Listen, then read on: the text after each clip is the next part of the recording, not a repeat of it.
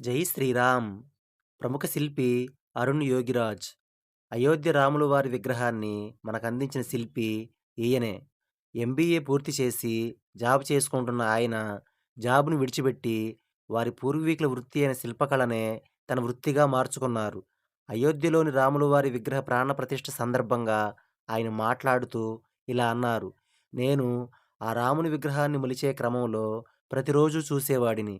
ఆ సమయంలో విగ్రహం ఒకలా కనిపించింది.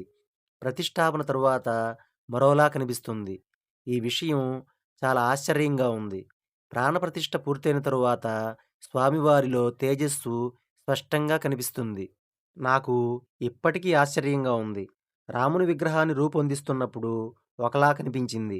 ప్రాణప్రతిష్ఠ పూర్తయిన తరువాత ఆ రాములు వారు ఇంకోలా కనిపిస్తున్నారు. అంటే ఏదో తెలియని మహత్కార్యం ఆ గర్భాలయంలో జరిగింది. ఇది ఆ భగవంతుని లీల అనిపిస్తుంది" అని ఆయన అన్నారు. ఆయన ఇంకా మాట్లాడుతూ, "నాకు ఈ అవకాశం రావడం మా పూర్వీకుల ఎన్నో సంవత్సరాల తపస్సు ఫలితమే. వారు చేసిన తపస్సు కారణంగానే నేను ఈ పనికి ఎంపికయ్యాను. నా భావాలను మాటల్లో చెప్పలేను.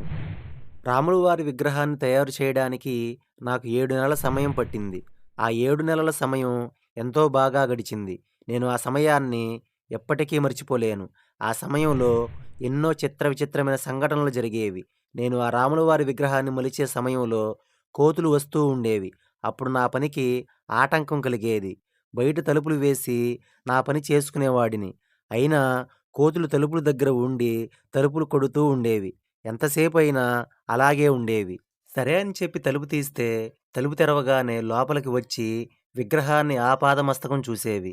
అలా చూసిన తరువాత భక్తిభావనతో వెళ్ళిపోతూ ఉండేవి. చాలా సందర్భాల్లో ఇలా జరిగింది. రాములు వారి విగ్రహాన్ని ఏ విధంగా తయారు చేస్తున్నారు? రాములు వారి విగ్రహాన్ని ఏ విధంగా రూపకల్పన చేస్తున్నారు అని రాములు వారి సైన్యం, వానరాలు అలా నిత్యం పర్యవేక్షిస్తూ ఉండేవి. ఇది నా జీవితంలో జరిగిన అసాధారణమైన సంఘటన.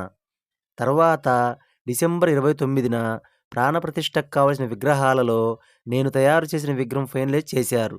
అప్పుడు నాకర్థమైంది ఏమనంటే, రాముల వారి సైన్యానికి ముందే తెలుసు ఈ విగ్రహాన్ని అయోధ్యలో ప్రతిష్ఠిస్తున్నారు అని. వాటి పర్యవేక్షణలోనే విగ్రహం మలచడం జరిగింది. ఇది దైవలీలే.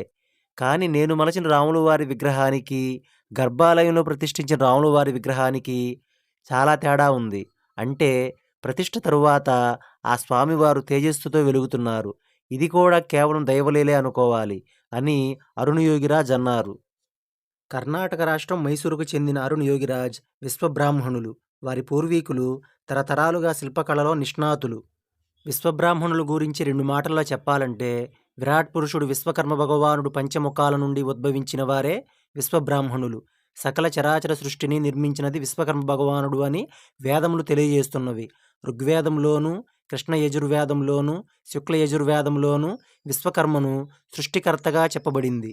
అథర్వణ వేదంలో ఆహార ప్రదాతగా చెప్పబడింది. పురుష సూక్తంలో విరాట్ పురుషుడిగా ఆయనను పరమాత్మగా కీర్తించారు. విశ్వకర్మ భగవానుడు పంచముఖుడు, దశబాహువుడు. విరాట్ విశ్వకర్మ పంచముఖాలను మనుబ్రహ్మ, మయబ్రహ్మ, త్వష్టబ్రహ్మ, శిల్పిబ్రహ్మ, విశ్వజ్ఞ బ్రహ్మలుగా చెప్పబడింది.